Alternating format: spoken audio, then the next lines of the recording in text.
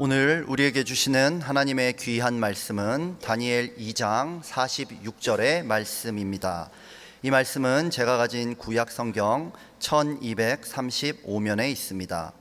온라인과 방송으로 예배드리는 성도께서도 함께 성경을 찾아 한 절의 말씀이므로 두 번 읽겠습니다. 다니엘 2장 46절의 말씀입니다. 찾으신 말씀 합독하겠습니다. 이에 느부갓네살 왕이 엎드려 다니엘에게 절하고 명하여 예물과 향품을 그에게 주게 하니라. 이에 느부갓네살 왕이 엎드려 다니엘에게 절하고 명하여 예물과 향품을 그에게 주게 하니라. 아멘. 자, 우리 한번 따라해 보겠습니다. 제국의 왕이 어린 다니엘에게 절하다. 올해 저희 교회 성경 암송 대회 본문이 다니엘서를 암송하는 것 때문인지, 사실 지난주 금요일 다니엘서로 은혜를 나누고 난 후에 감동이 계속해서 참 크게 남아 있습니다. 느부갓네살 왕은 당시 최대의 도시 바벨론을 세웠고요, 또 세계 불가사의 중에 하나인 공중 정원을 건설하기도 한 왕이었습니다. 그는 강대국 아시리아를 정복했고, 또 갈그미스 전투에서 전통적인 강호인 애굽을 물리친 후에 중동의 패권을 장악한 왕입니다.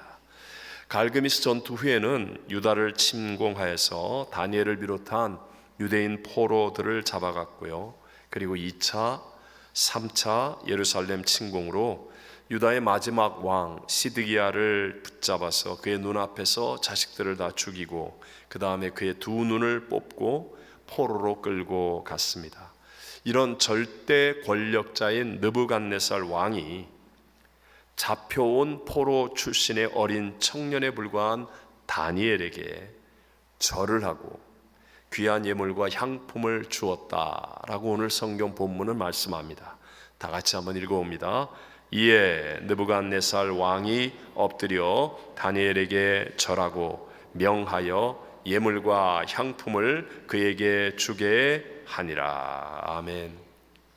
지금 미국 대통령 바이든이 우리 교회까지 찾아와 가지고 올해 고등부를 졸업하는 한 학생에게 엎드려 절했다라고 하는 것보다 더 충격적인 일입니다.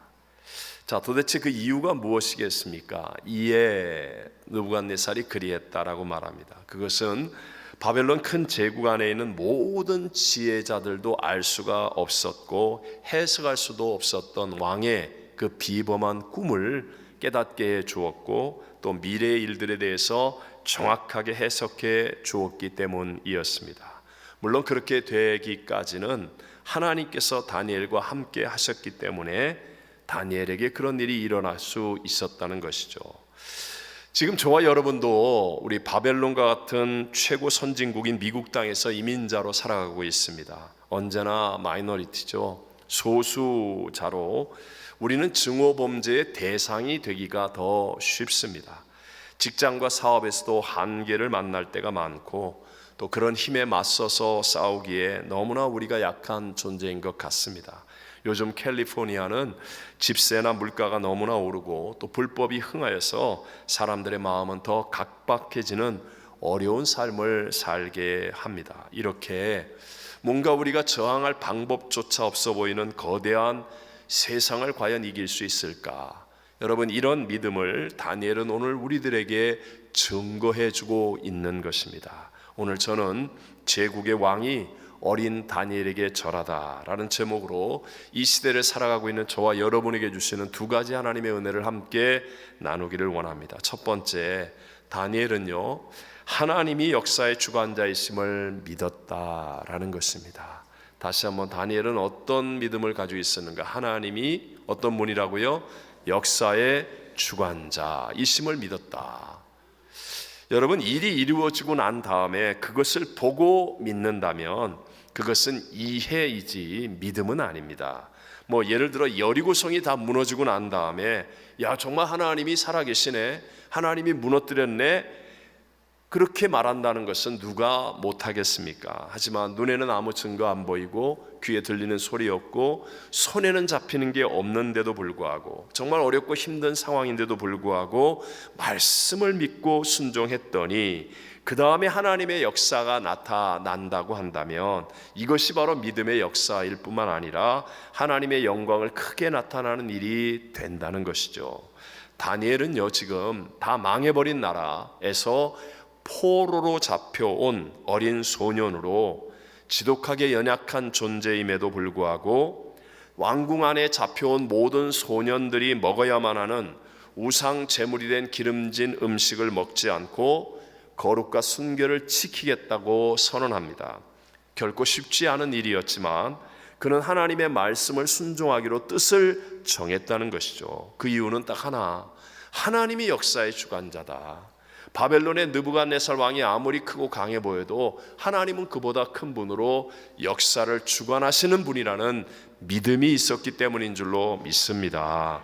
그러니까 그 믿음을 따라 하나님이 역사해 주셔서 환관장의 마음의 문도 열게 하시고 또 다니엘서 1장 20절에 말하는 것처럼 지혜와 총명이 온 나라의 박수와 술객보다 몇 배나 10배나 10배나 나은 줄을 알게 해 주셨습니다.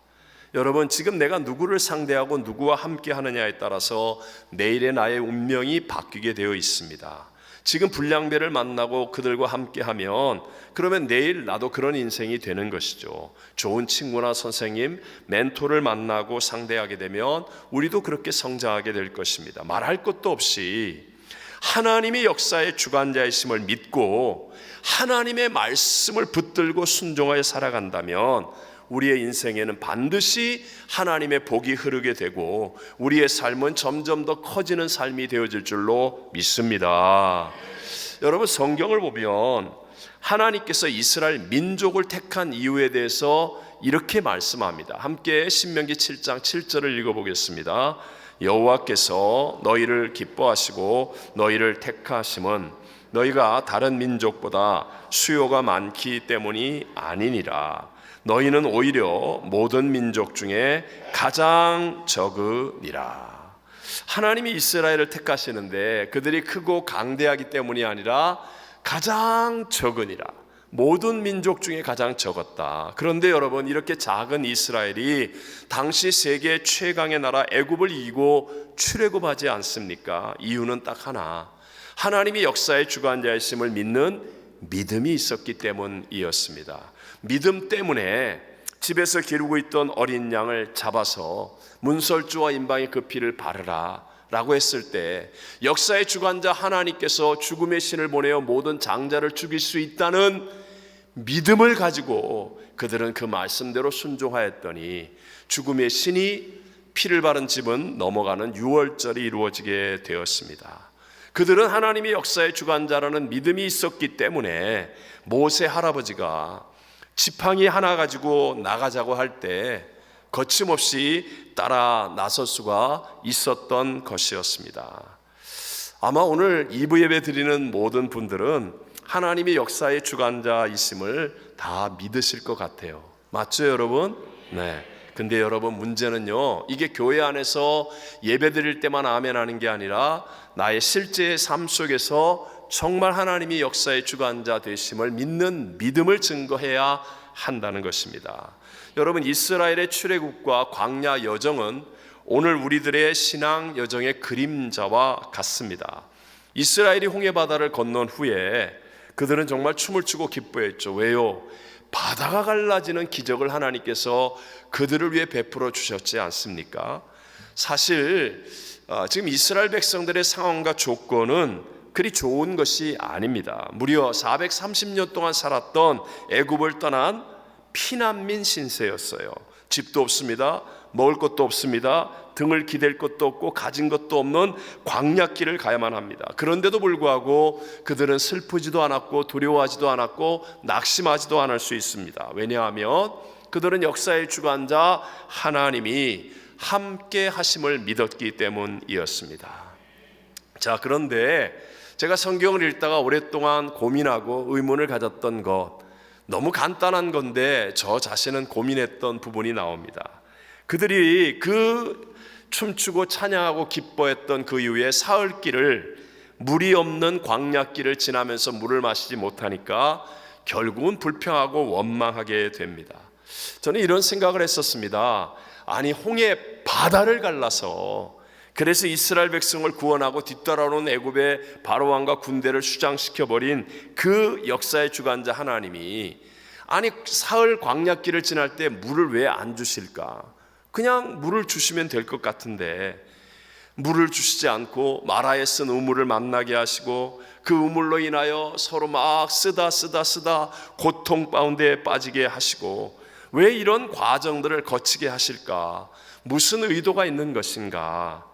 네, 그것을 깨닫고 나서 저는 제 신앙에 큰 자유와 변화를 갖게 되었습니다. 그 이유는 바로 역사의 주관자가 되시는 하나님을 믿는 믿음이 그냥 머릿속에 있는 믿음이 아니라 순종하여 살아가는 삶의 과정을 통하여 나타나는 믿음이어야 한다는 것을 깨우쳐 주시는 것입니다. 여러분, 오늘 우리들도요, 누가 물어보면 하나님은 역사의 주관자이십니다 라고 대답할 줄 아는 사람들입니다. 마치 시험 문제에서 정답을 택하는 것처럼, 맞추는 것처럼. 하지만 여러분, 이렇게 머리로만 세뇌되어서 정답 맞추는 것이 믿음이 아니라는 사실을 알아야 됩니다. 매일매일 나의 일상의 삶 속에서, 숨을 쉬는 모든 순간 가운데서, 예측하지 못한 어떤 어려움과 문제를 만나는 상황 속에서도 하나님이 역사의 주관자 되심을 믿는 믿음을 갖게 되시기를 바랍니다. 조금 오래되긴 했지만 부활이라고 하는 기독교 다큐멘터리 영화에 나왔던 천정은 자매의 이야기입니다. 그녀는 30대 후반의 젊은 나이에 4기 암을 발견하게 되었고 그 이후에 무려 항암 치료를 80회 이상이나 받습니다. 매번 거의 거꾸러질 듯한 아픈 고통 속에서 우리 자매님이 주님이 내 죄를 위해 죽으셨고 부활 승리하셨다는 그 믿음을 붙들게 되지요. 그리고 그 주님이 자신과 함께 하신다는 믿음이 자신 안에 휙 들어오고 나니까, 그러니까 희한하게도 그 이후부터 죽음이 두렵지 않더랍니다. 오히려 갑자기 교통사고로 죽으면 준비 없는 죽음이 될 수 있는데 그보다 이렇게 하는 것이 더 낫다라는 그런 생각에 감사가 또 넘쳐나기도 하더랍니다.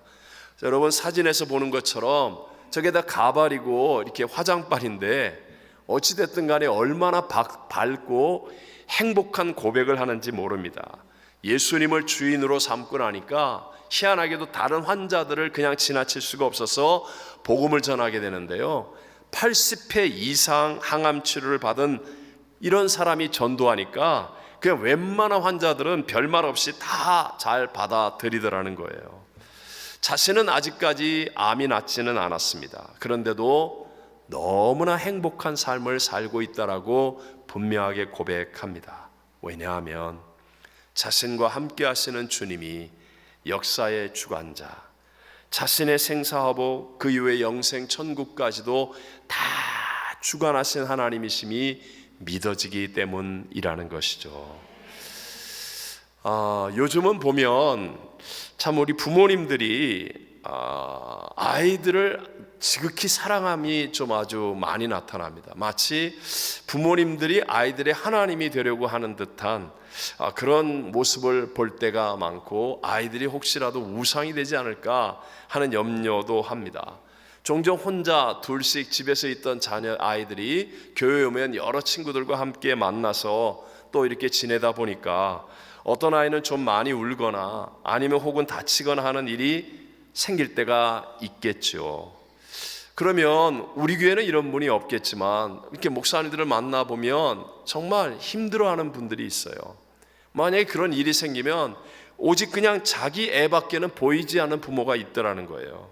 그래서 앞뒤, 전후, 사정 이런 여러 가지 것들을 알아볼 것도 없고, 정말 수고하고 애쓰는 교육자들이나 교사들을 당황하게 만들고 낙심하게 만들고 무안하게 만들듯이 난리법석을 피우는 사람들도 있다는 거예요. 우리 한번 얘기해 봅시다. 애는 아프면서 커야 돼요? 그냥 커야 돼요? 물론 뭐 우리 집에 아니고 남의 집 얘기하니까 쉬울지 모르지만 그러나 여러분 정답은 아시잖아요. 애가 아프면서 커야죠. 이게 어떤 얘기로 들리실지 모르지만 제가 어렸을 때 아니면 학교를 다닐 때 아토피라는 단어를 들어본 적이 없었어요. 왜냐하면 맨날 흙바닥에서 딱지치기 하고 뭐 뛰어다니고 연탄 던져가지고 머리통 깨트리고 이렇게 했으니까 요즘 같이 그냥 앉으나 서나 손 닦아라 못 닦아라 그냥 뭐 흘리면 그냥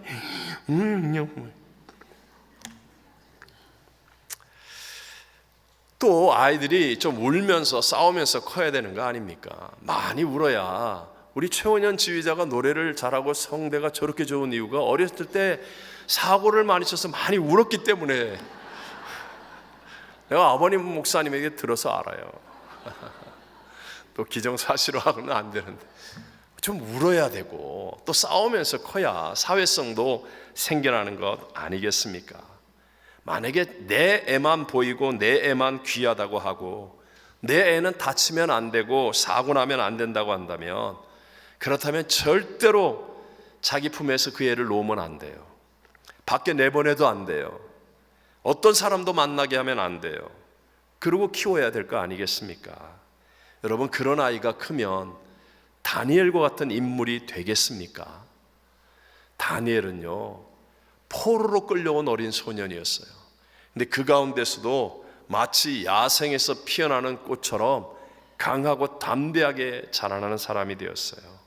여러분 정말 우리 자녀들이 다니엘 같이 되고 우리의 믿음이 마지막 시대에 다니엘과 같이 끝까지 이기는 믿음이 되려면 하나님이 역사의 주관자이심을 믿고 맡길 수 있는 믿음이 되시기를 바랍니다. 크신 하나님께 맡겨야 내 품에서 벗어나서 정말 크신 하나님께 맡겨야 그것이 자녀이든 가정이든 직장이든 사업이든 인생이든 하나님께서 위대하게 만들어 주시고 다니엘과 같은 인물로 승리하게 해 주실 줄로 믿습니다. 두 번째로 다니엘은요 하나님을 기쁘시게 하는 삶을 목표로 살았던 사람입니다. 다시 한번 다니엘은 어떤 삶을 살았다고요? 하나님을 기쁘시게 하는 삶, 하나님을 기쁘시게 하는 삶. 다니엘은 지금 포로로 잡혀와 있는 신세입니다. 그런데 다니엘에게는 피해자 의식이라는 게 없습니다. 또 자기 혼자만의 안위를 생각하는 그런 연약한 마음도 없습니다. 다니엘은 자기에게 기회가 주어질 때 친구들을 같이 높이고 살리고 민족과 열방을 살리는 데 쓰임받는 사람이 됩니다. 이런 다니엘은요 왕의 권력조차도 두려워하지 않고 담대하게 우상에게 절하지 않는, 즉 하나님을 기쁘시게 하는 삶을 선택할 줄 아는 사람이었다는 거예요. 비록 자신이 사자굴에 들어간다 할지라도 하나님을 기쁘시게 하는 기도를 포기하지 않았습니다. 이렇게 여러분 하나님을 기쁘시게 하는 삶을 살겠다라고 하면 나의 초점이 언제나 누구에게 맞춰질까요? 하나님께 맞춰지게 되어 있어요. 그래서 시간이 지날수록 세상의 휘둘림을 적게 당하고 시간이 지날수록 하나님이 주시는 영향력이 내게 나타나기 시작하고 하나님이 주시는 지혜와 은혜가 내게 임하게 되고 점점 잘 되어지고 끝까지 승리하게 될 줄로 믿습니다. 거기에 비해서 율법주의, 형식주의 아니면 행위 중심의 신앙이 되어지면 그러면 초점이 누구에게 가느냐? 언제나 나에게로 가게 돼 있어. 초점이 내가 지켰다, 내가 이 일을 했다, 나는 이런 사람이다. 초점이 나에게 가는 거예요. 그래서 자기 치장 또는 자기 만족 아니면 자기 자랑은 조금 나타날지 모르지만 그러나 나라는 존재가 어떤 존재입니까? 결국은 죄인이에요. 내 안에는 크고 위대한 하나님의 역사를 일으킬 수 있는 능력이 없습니다. 그러니까 처음에는 좀 포장이 되고 치장이 되어서 뭔가 멋있게 보일지 모릅니다. 나나 하는 사람이 뭔가 앞장서게 되는 것처럼 보일지 모르지만 결국 하나님의 능력이 나타나지 않습니다. 시간이 지날수록 쇠약해지고 끝까지 승리하는 믿음이 되기가 어렵다는 것이죠. 다니엘은 나라가 망하고 어린 소년으로 포로가 되어 왔는데도 피해자 의식이 없습니다. 왜냐하면 하나님을 기쁘시게 기쁘시게 하는 삶을 살겠다라고 마음을 정했기 때문에 그는 끝까지 승리하는 사람이 된 줄로 믿습니다. 오늘 이 시간 명심하십시오. 마귀가 우리들의 삶을 도둑질하고 죽이고 멸망시키기 위해서 우리에게 던지는 함정 중에 하나가 바로 나 자신을 피해자라고 믿게 만드는 거예요. 피해자 의식이라는 겁니다. 여러분, 이런 피해자 코스프레에 빠지면 나는 잘못한 사람이 아니라 피해를 당한 사람이기 때문에 나는 억울하고 오히려 내가 보상이 필요한 사람이다라고 생각합니다. 무엇보다도 이런 피해자 의식의 최대 함정이 뭐냐? 나는 잘못한 사람이 아니라 피해를 당한 사람이니까 내가 회개할 게 없어요. 나를 변화시키려고 하지 않는다는 거예요. 예수님은 이 땅의 구세주가 되기 위해서 육신을 입고 오신 분입니다. 그런데도 불구하고 예수님은 세리와 창기들을 만나고 그들과 함께 하셨습니다. 왜냐하면 이 사람들은 자기의 죄인됨을 인정하기 때문에 그들에게 용서가 임하고 구원이 임하고 새 역사들이 일어날 수 있게 되더라는 것이죠. 우리가 잘 아는 수가성 우물가의 여인도 보십시오. 처음에는 피해자 의식에 젖어 있었습니다. 예수님께서 물을 좀 달라고 하니까 아니 왜 유대인인 당신이 사마리아 여자인 나에게 물을 달라고 하냐고 따지고 묻습니다. 자기 자신을 차별의 피해자로 만들어 놓고 왜 자극하냐고 대드는 태도예요.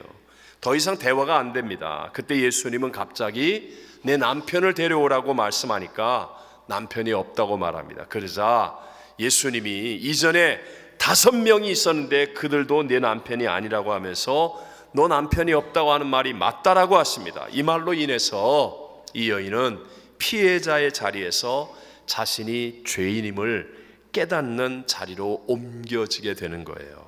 그러니까 예수님을 메시아로 만나게 되고 구원의 은혜가 임하게 되고 나가서 자기 주변의 많은 사람들을 주님께로 인도하는 새 역사의 인물이 되어진 줄로 믿습니다. 우리가 알듯이 남미나 북미에는요 인디안들이 있습니다. 그들은 일반적으로 피해자 의식 가운데 있기 때문에요 정부로부터 보조금을 받지요. 그런데 여러분, 이렇게 보조금을 받는 한 자립이나 성장은 일어나지 않습니다. 여러분, 어떤 인디안 마을도 다른 데보다 더 뛰어나게 성장했다 그런 경우는 없습니다. 피해자 의식 속에서 보조금이나 받으려고 하는 한 다니엘 같은 리더는 만들어지지 않습니다. 오늘날도요 공동체를 파괴하며 선동하는 사람들은요 언제나 피해자 의식을 부추깁니다. 참 저도 이제 외국에서 산 지가 훨씬 더 많으니까 한국에서도 오면 그 일제 강점기의 피해를 말하면서 대중의 분노심을 부추기는 사람들이 참 많아요. 우리나라가 몇 년도에 해방됐죠? 1945년도에 해방됐으니까 벌써 80년이나 지난 일입니다. 가해자든 피해자든 거의 대부분이 지금 현재 없는 분들 아니겠습니까? 정말 피해자를 위한 일이라기보다는 자기들의 어떤 이익을 얻기 위해서 이권 때문에 사람들의 피해자 의식을 부추기는 것이라고 밖에는 생각이 안 되는 거죠. 심지어는요 6.25 전쟁 때 우리 미군과 유엔군이 와서 피 흘려 죽기까지 하면서 공산주의를 막아주었는데 그들이 민간인도 죽였다고 하는 어떤 피해만을 막 말하면서요 마치 악한 군대인 것인 양 매도하기도 합니다. 지금도 무슨 사건 사고만 일어나면 꾼들이 나타나가지고 피해자 의식을 부추기는 거예요. 선동하는 거죠. 여러분, 이런 피해자 의식이 과연 문제를 해결하고 공동체를 더 낫게 만들 수 있겠습니까? 아닙니다, 여러분. 결국은 원망, 남의 탓, 불평, 공동체 전체를 파괴합니다. 인물이 나오지 않습니다. 오히려 책임의식을 가지고 자기가 베풀고 섬기는 쪽이 되어질 때 그때 정말 더 인물이 나오고 사회가 밝아지고 아름다워지는 역사가 일어나게 되는 줄로 믿습니다. 여러분, 나의 시선을 피해자 의식에다가 두지 말고 나 같은 죄인도 사랑하셔서 구원하기 위해 육체를 입고 이 땅에 오셔서 십자가에 죽으신 예수를 바라보십시오.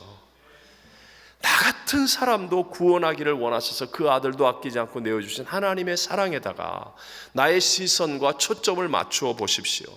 그리고 내 안에 함께하고 계신 성령님으로 충만하기를 힘쓰게 되면 언제나 문제보다 크신 하나님, 대적보다 크신 하나님의 역사는 일어나고 우리의 삶은 성장하고 끝까지 이기는 자가 되어질 줄로 믿습니다. 다니엘이 바로 그런 사람이었다는 거예요. 그는 포로로 끌려왔습니다.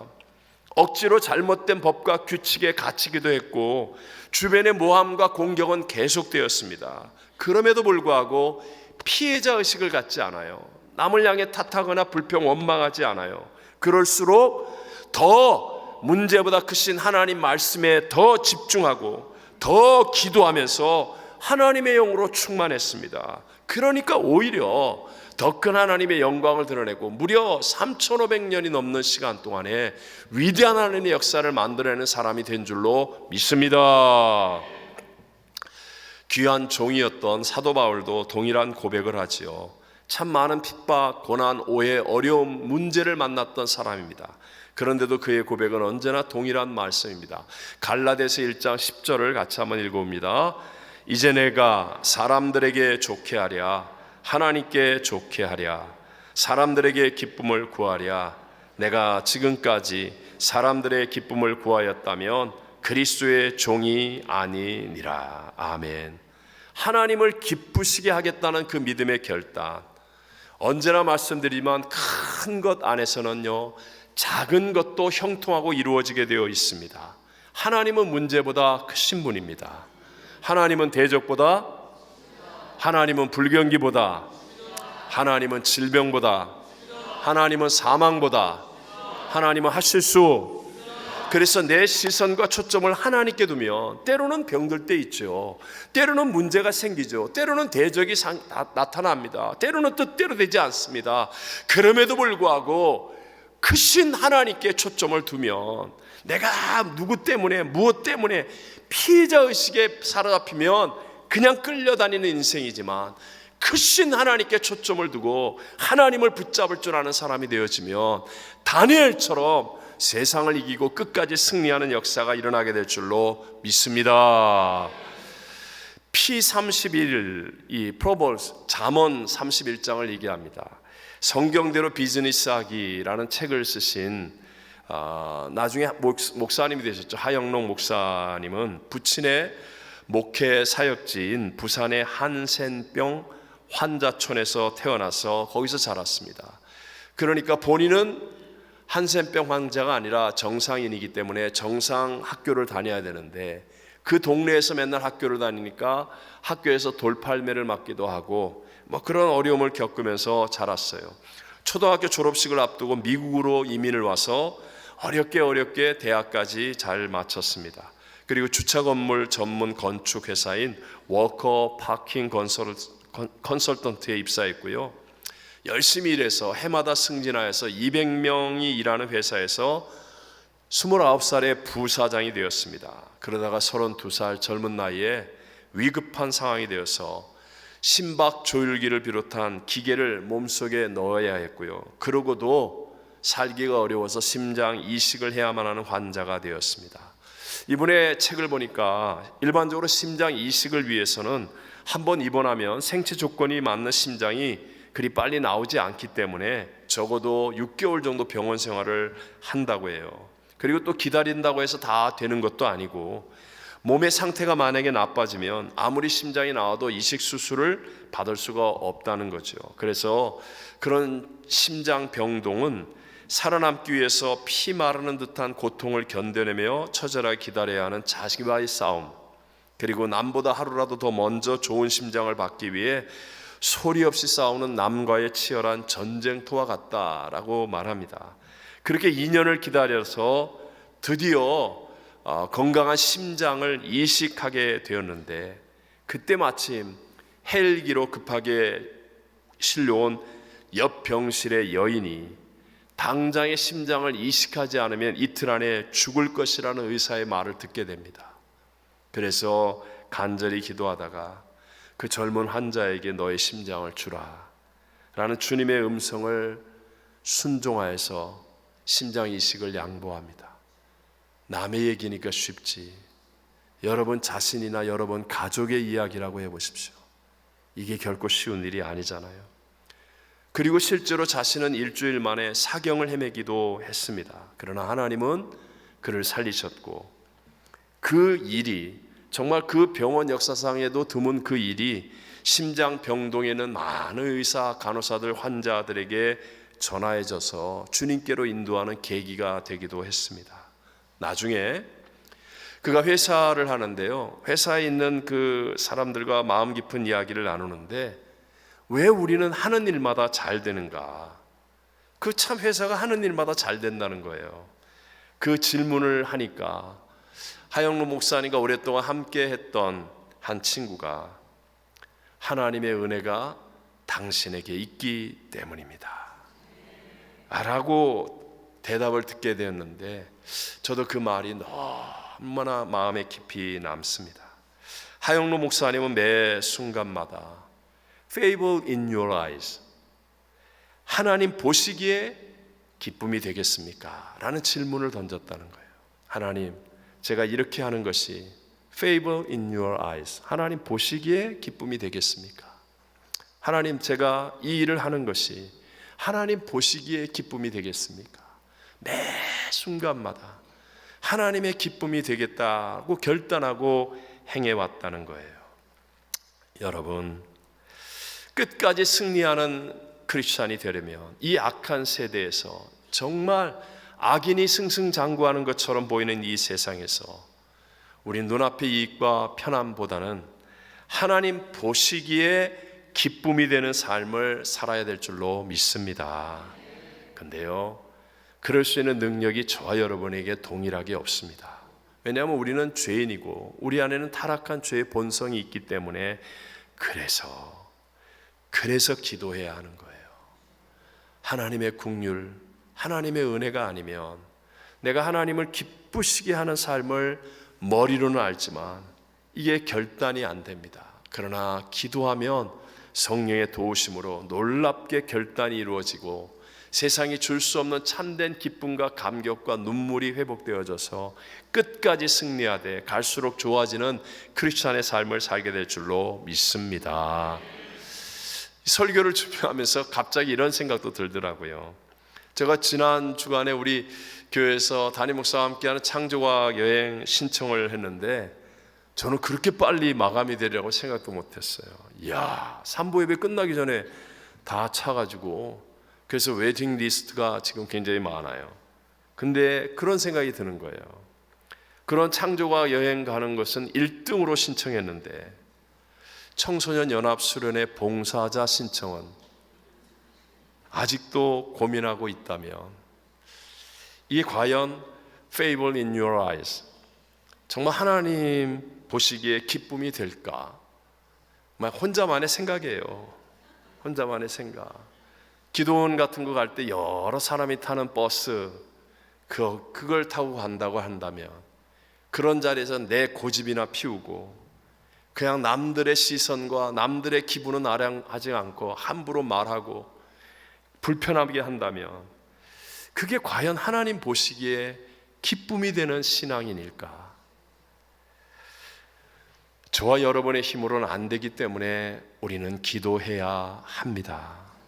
예수님도 십자가를 지시기 전에 이게 너무너무 힘들어서 이 잔을 내게서 옮겨 주옵소서. 그러나 기도하니까 내 원대로 마시옵고 아버지의 원대로 되기를 원합니다. 가장 위대한 승리를 이루게 된 것이에요.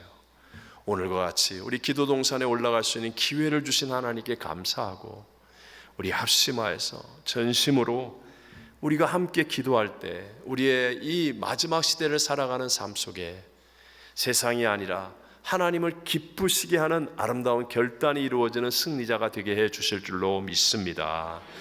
그럴 때 여러분 진짜 세상이 줄 수 없는 이 영혼 깊은 곳의 기쁨, 감격, 눈물이 회복되는 거예요. 이 맛을 알아야 돼요. 이 승리를 알아야 돼요. 이게 믿어져야 돼요. 당대 세계 최고 제국의 느부갓네살 왕이 포로로 잡혀온 어린 다니엘에게 절을 하며 그를 높였습니다. 이유는 그는 어리고 힘도 없는 포로 출신의 한 청년이었지만 그러나 하나님이 역사의 주관자이심을 믿는 사람이었기 때문이었습니다. 또한 다니엘은 사람을 두려워하지 않고 권력을 두려워하지 않고 하나님을 기쁘시게 하는 삶을 목표로 하는 삶을 살았기 때문이었습니다.